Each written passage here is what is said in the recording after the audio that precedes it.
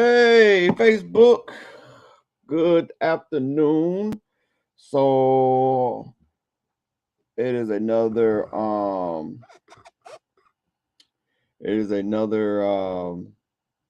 great Sunday for you guys.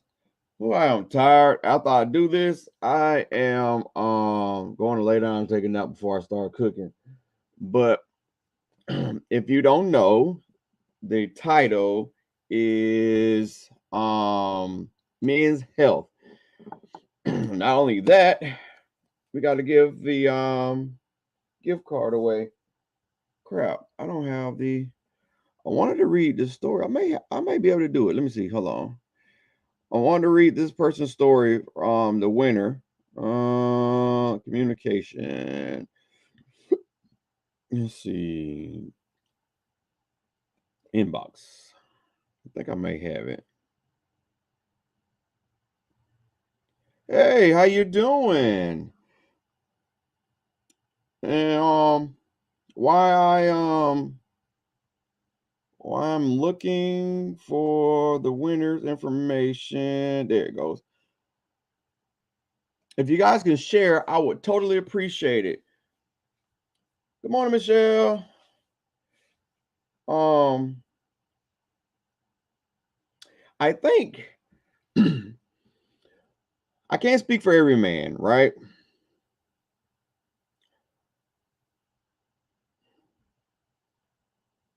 Debating on whether or not to take a shower. What kind of shower are you trying to take? A hot shower? I love hot showers, but as you guys know, hot showers can be one of the issues that can cause us to have a a reaction to just bad pain and whatnot. I can say that here lately, hell no, I can say here lately that I've been able to withstand hotter showers.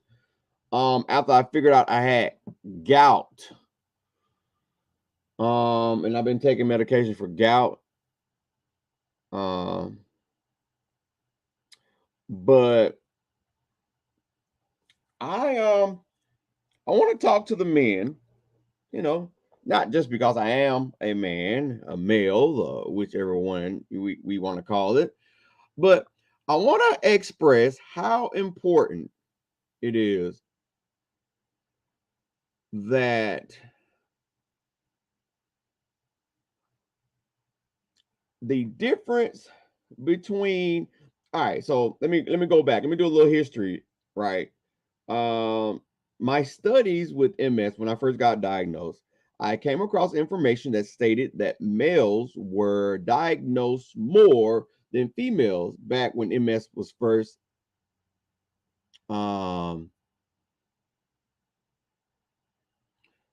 first diagnosed.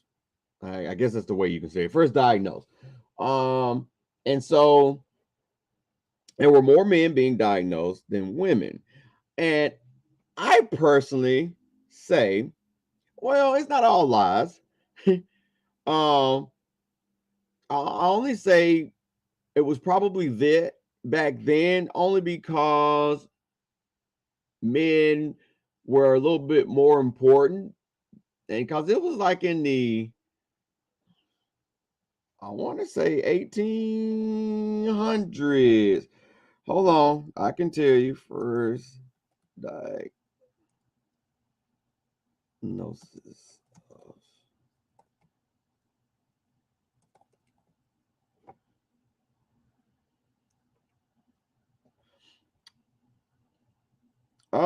No, actually, it was 1395, and it was a woman first, but back then the men were being diagnosed a little bit more. And if you look at the time, 1300s, definitely back then men were like more important, right?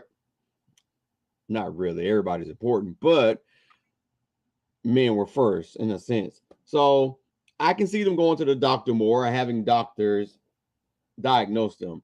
Then things change because you have to understand now society says that men have to toughen it up. You have to suck it up. You have to sit and take on all this pain, and you can't show any form of emotions. You have to be blah to the world, right?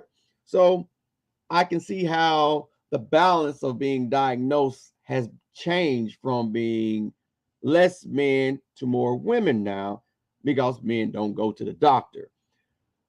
Definitely, when you're suffering from issues like erectile deficiency, losing the ability to use your legs, because again, a man that cannot move is almost like a horse that's broke his legs. They kill him.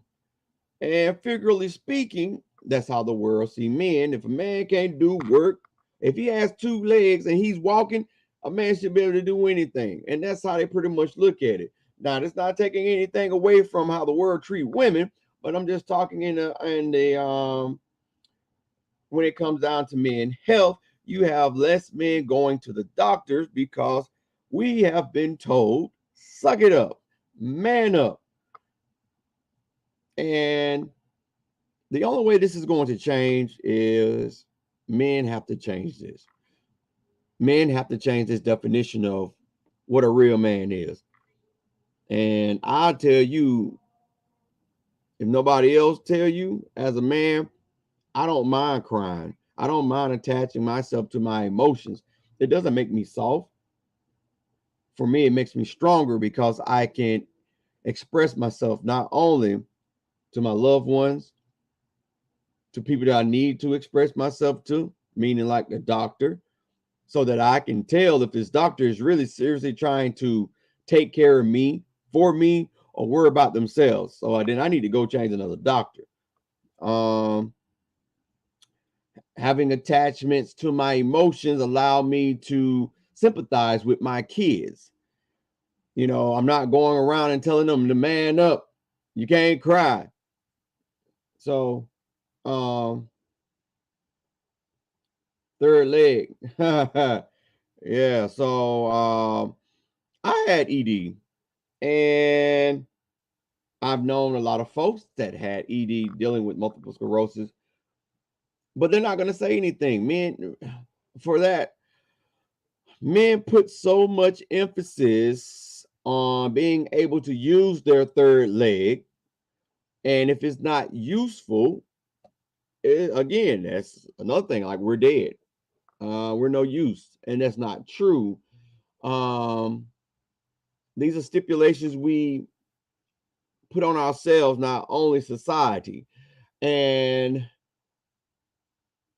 this post today is me asking more men to go get checked up, because especially if you have kids, you can't sit up here and tell your kids that you want to be here to watch them achieve their dreams, but you're not trying to do anything to stay.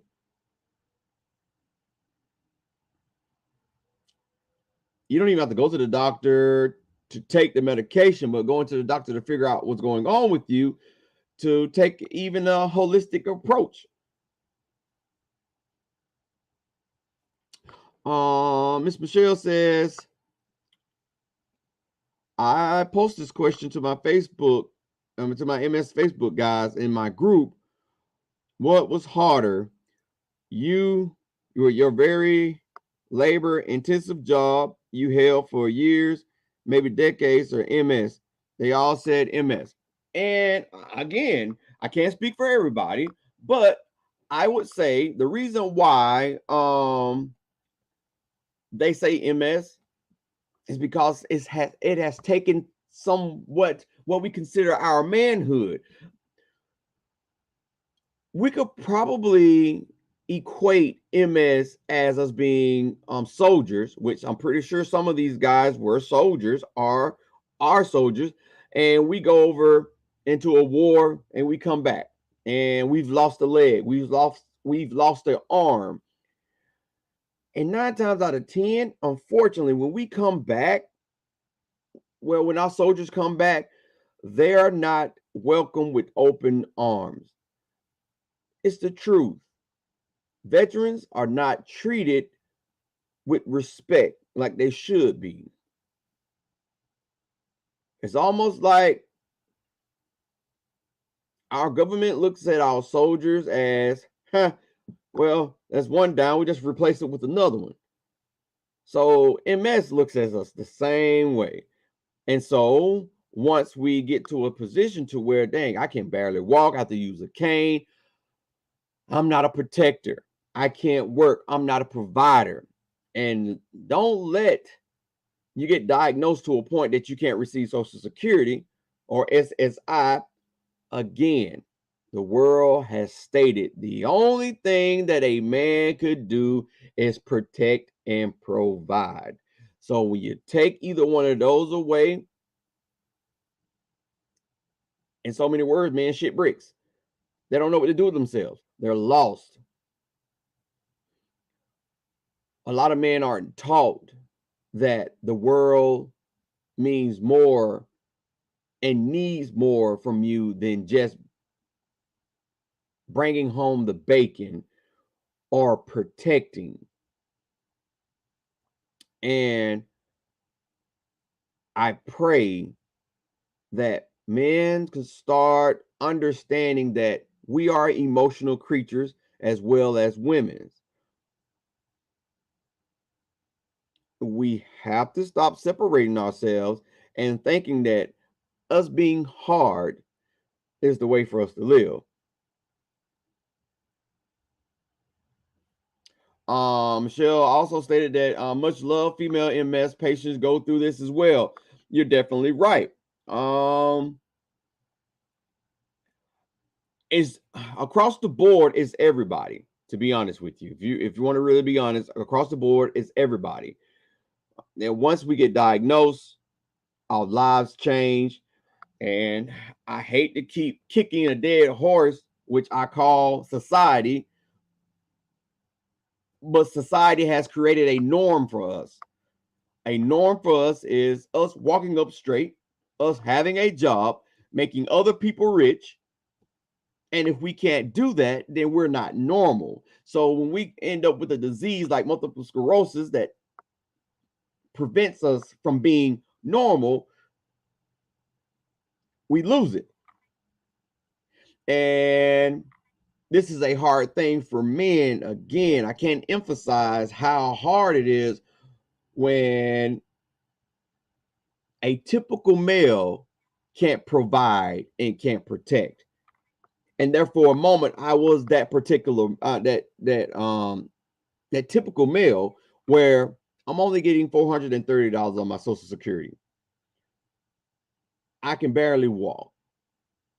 So now my mind is playing tricks on me and saying that what woman is going to want you?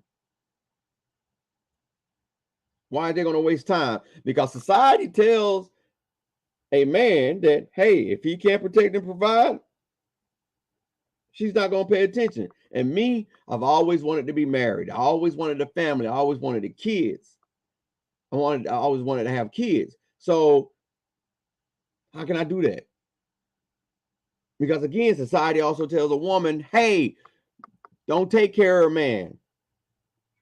And then I'm having to go back home and stay with my parents. Society says, hey, don't mess with a man that stays with his mama.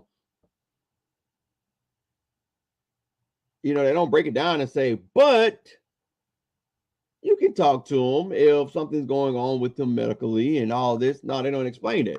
You know, it's just straight to the point. So now all these thoughts are playing in a man's head. And again, I'm not taking anything away from women because women go through a lot of stuff, but I do feel that the diagnosis would be like neck and neck, if not teetering, if men would go and get themselves checked. Ms. Carol says, I can see how it's harder for men due to what society says. Society sucks. And I know society is us.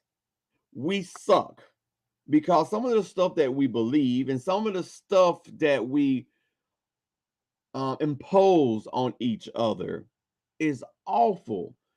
like stipulations that are way beyond understanding, like how, like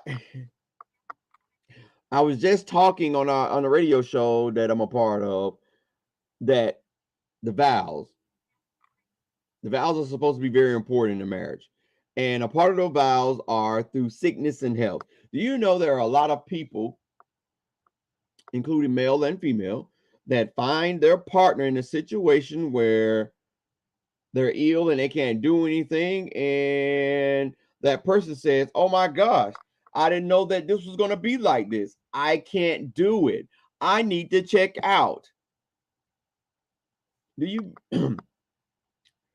can you be mad at that person? I would say a little bit, yes. But if that person comes to you and tell you, "I can't do it, so I need to get out, I need to get a divorce, I get a divorce," I would prefer you do that to me than you to wait 7 years down the line.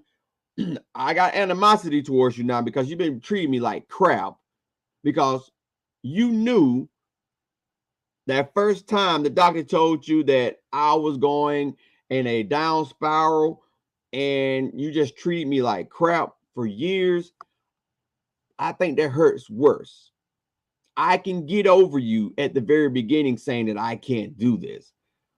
You know, um, Ms. Carroll said that part changes once their partner has health problems. Yes, the vow. Even if you're making your own vows, people really, they don't look at this marriage thing. Heck, I can even go and just say, because a lot of people aren't getting married, they're just having elongated committed relationships. Even in those, like, I still say that's a form of marriage to a degree. And if you're committing yourself to me, I am like, and then I get sick, and we like 4, 7, 5 years in. Hey, Miss Jalissa, uh, you cannot. Come on, don't leave me like that.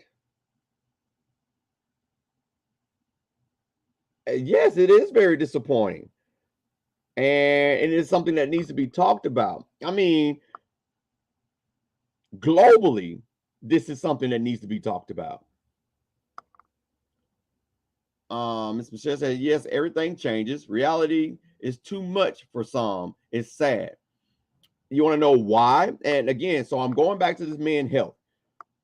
Reality for men are hard because we have created a fantasy that the only thing that we are used for is being a protector and providing. So now this is why it makes it so hard. This is not off topic, but not on topic. But this is why it makes it so hard for us to look at a woman and say, "Oh man, she makes more than me," because we've attached that to our manhood.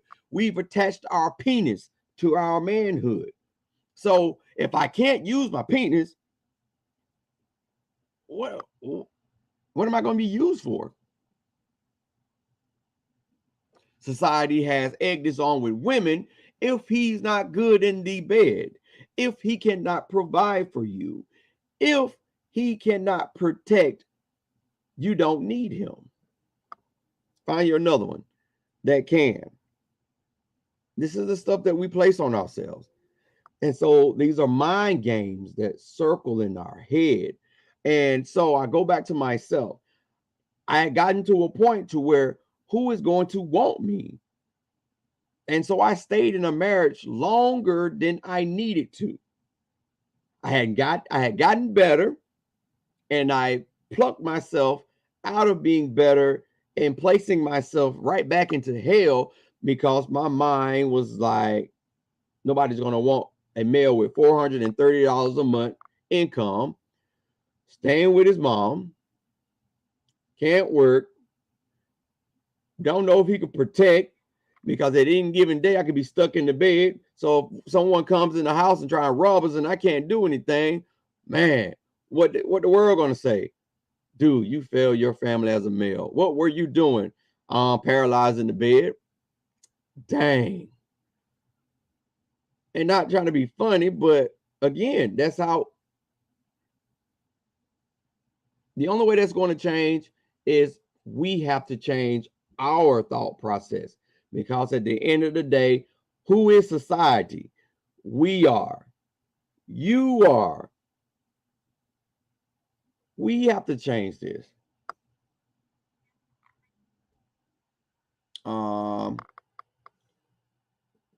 Hearing and listening, yes, by Miss Michelle stated, it's hard.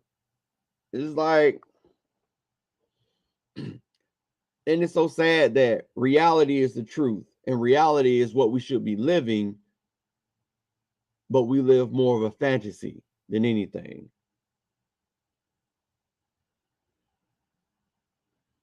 Scarra said, I told my husband in the beginning of my MS journey, and now that it's getting harder, he wants out or can be verbally abusive. See, there we go.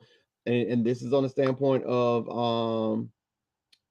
a female's point of view, which I hear that with females when it comes to male more than I hear it with males. Again, I guarantee this is being done to males, but you're not going to hear it because, yet again, we are not told to express ourselves. So you really don't hear a lot of men complaining about women abusing them.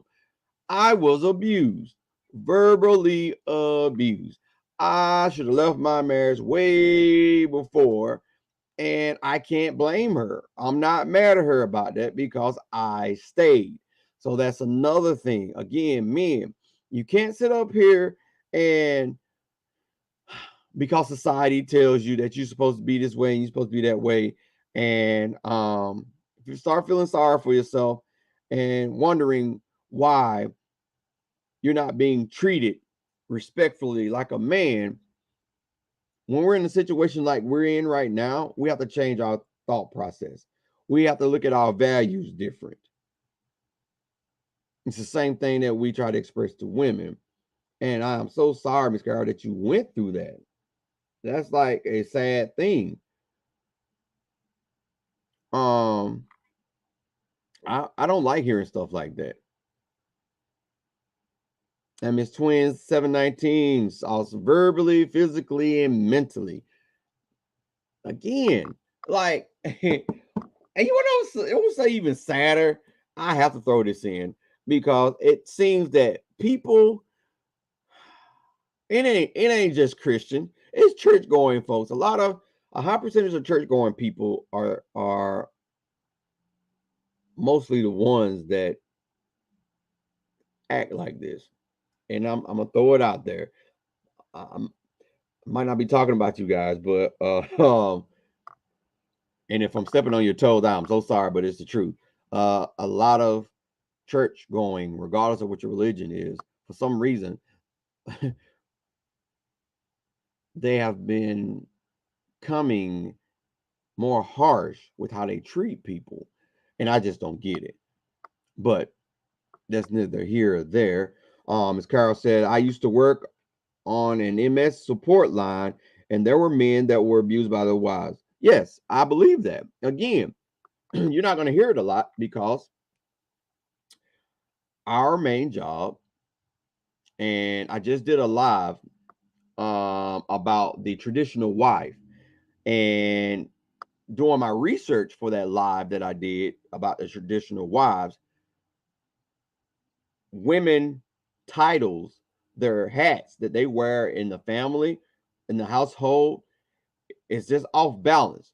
They have so many titles, including supposed to have the ability to work. The only two titles that men have is work and provide. So you can sit up here and compare it to the ant bed. Makes you wonder. I know a lot of men want to believe that um, just for the sake of this conversation, Jesus wasn't married, God wasn't a woman, but uh, even in the animal life, the male species of that particular animal always seem to be more the foot soldier. And makes me wonder if the reason why men are going on this ego trip of trying to be the head of everything, the most important, because somewhere down the line, one of our ancestors came to realizations that we're just troops and that we need to be important.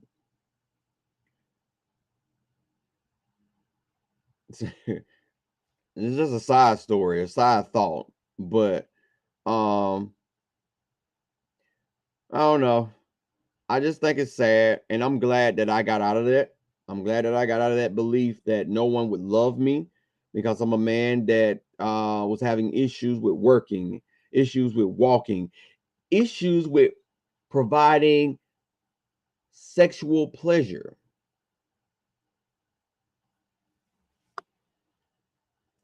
And even if I wasn't able to do it now, I would still be expressing that because it needs to be expressed. Because again, you men, there are more men than you think that are going through what you're probably going through.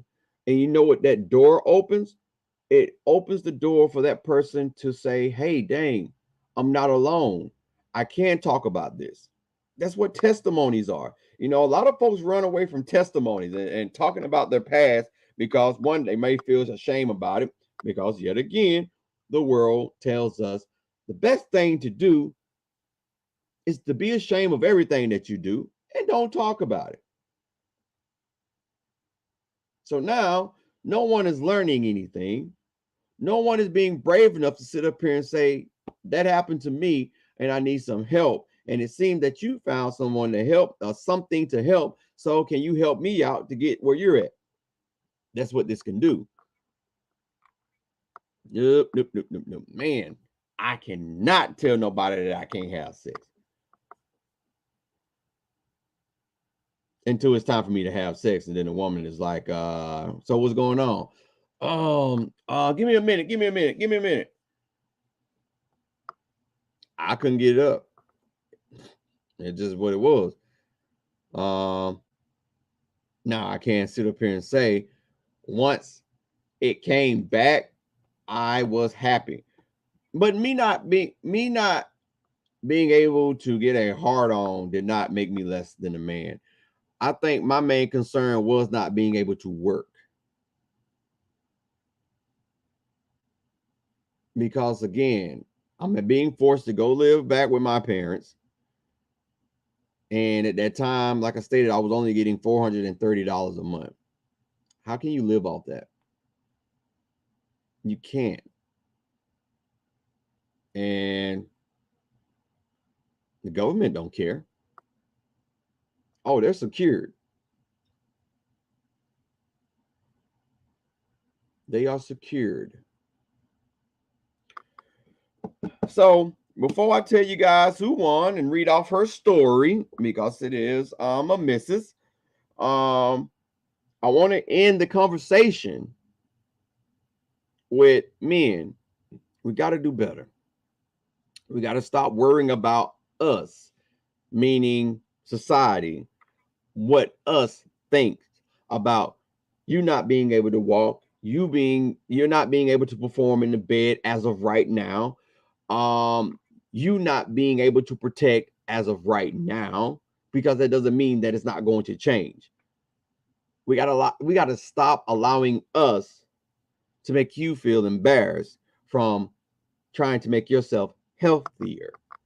And I'm going back and forth, guys, because I'm trying to face both cameras, even though I guess I can back up like this and I can kind of look at both of them. If I look straight at the wall, I won't look retarded or anything like that. Oh, I can't use that word. I'm sorry. People sensitive. Let me recant that word. I will be looking silly.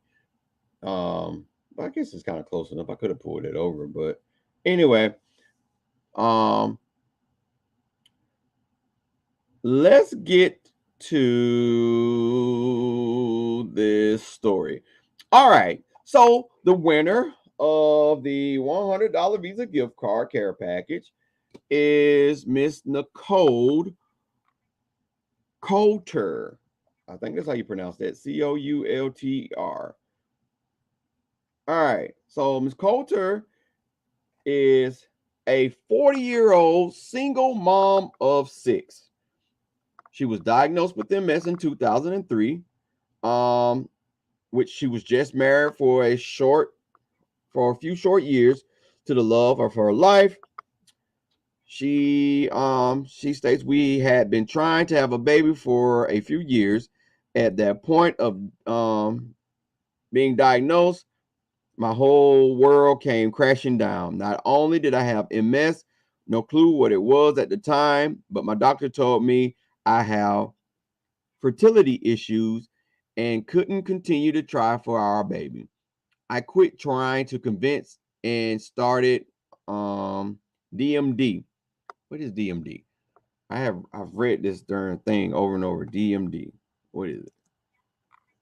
DMD. Doctor of Dental Surgery. Doctor of Medicine and Dentistry. I don't know if that's what she's saying. Convinced and started DMD. I got so much worse. For months I was sick, couldn't get up or enjoy what once was a wonderful, meaningful life. I wanted to end it all. Woo, a lot of us been there. I tried to end my life like 3 times, and God said, "Nope, can't go nowhere." One day in December 2003, just before Christmas, I got sick to the point I was over it all. My home nurse came to do my daily injection of MS meds, and I stopped him. Told him I'm done with it all. So sick I can't move without throwing up. So he had me sign stating I refuse care and being discharged. For the next couple of days, I laid around feeling better, but still nauseous. Still nauseous hit hard. Decided to take a pregnancy test, cause why not? And it was positive. I didn't believe it. I called the MS drug manufacturer. The woman on the other end laughed and congratulated me. Still didn't believe her. I called another number for um she cussed, for another drug manufacturer. Then my doctor said to come in right away. Pregnancy test was positive in his office. Went for emergency ultrasound. There was a little peanut. I was already 3 months along. So the medication may have not even made her sick, guys. It was the pregnancy. And I'm glad that she went in, and I'm glad that her mind told her, well, I'm glad the baby said, hey, listen, if you want to have me, you got to stop taking this medicine because I'm getting sick. Because I do think that they ask women to get off the medication before they start thinking about having kids. Let's see. Ooh. All right, she said, I was already 3 months along. Oh my God, finally pregnant. I was feeling so sick, and the doctor was concerned about the baby as I was on meds for months. I wasn't worried. I was able to surprise my family a week later at Christmas that I was, in fact, pregnant. It was awesome. I delivered a healthy baby boy. But um, but he was healthy. Oh, he came early. Came home from the NICU. He was 2 weeks old, and I decided I was good and well. I went for my 6-week checkup to find out I was 4 weeks pregnant. So, all right, this is so funny. She got off her medication and she just started having lovely sex, and here she's pregnant again. Um, oh no, I had a miscarriage. While in the hospital, they confirmed I lost the baby. During ultrasound, they found heartbeat. She was pregnant with twins.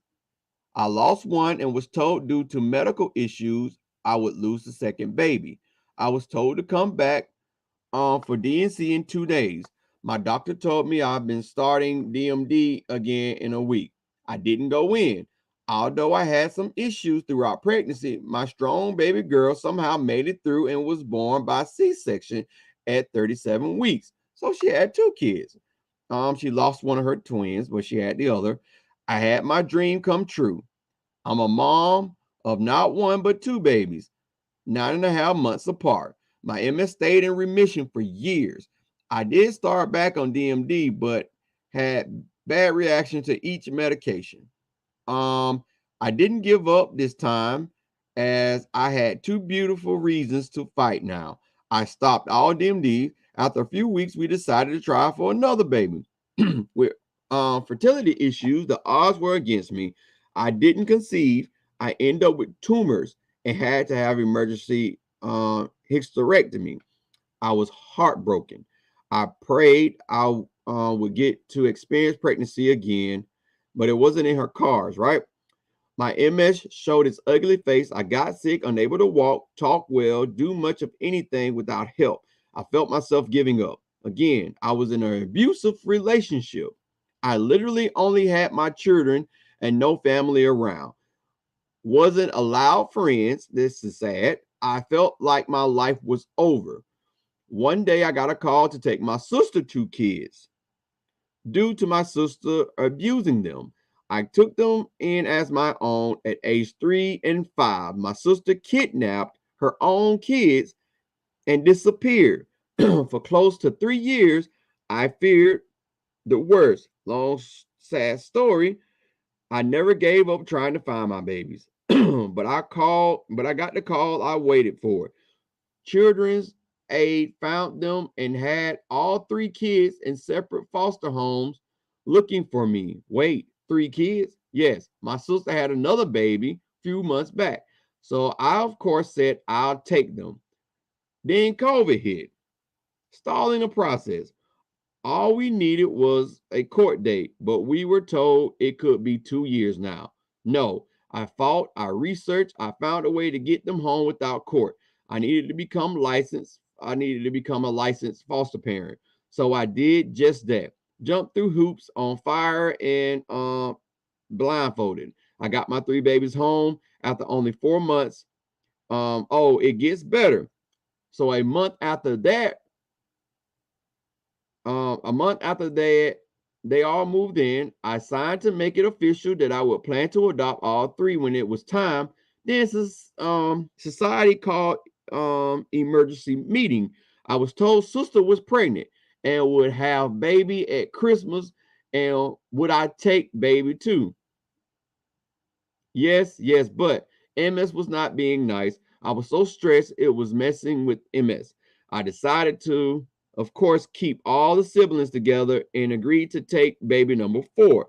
I picked up my son from the hospital on Christmas Eve and welcomed him home with his eager 5 siblings waiting. I was now a mother of 6. How did all this happen? I was still in shock. MS went into remission again. I felt amazing. My mom passed exactly 1 year ago, so MS reminded me it was still with me. Only family, our family dog passed 2 weeks ago, which broke our heart even more. MS is unforgiving. It don't care when I'm having a good day or need a break. It has a bad timing for sure, but I've always reminded myself what's more important in life.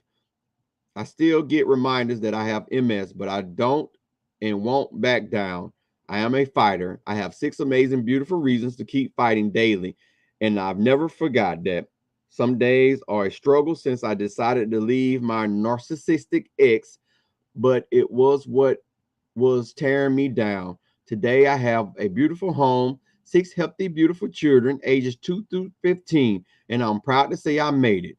I did it with no help. I do not work as I'm a stay at home mom, but I do my best to keep a good life for my children. Some things are more important than material things. MS has taken a lot from me, but also made me realize the most important thing, and I'll never forget that. Thank you for taking time to read my story of my crazy, chaotic life.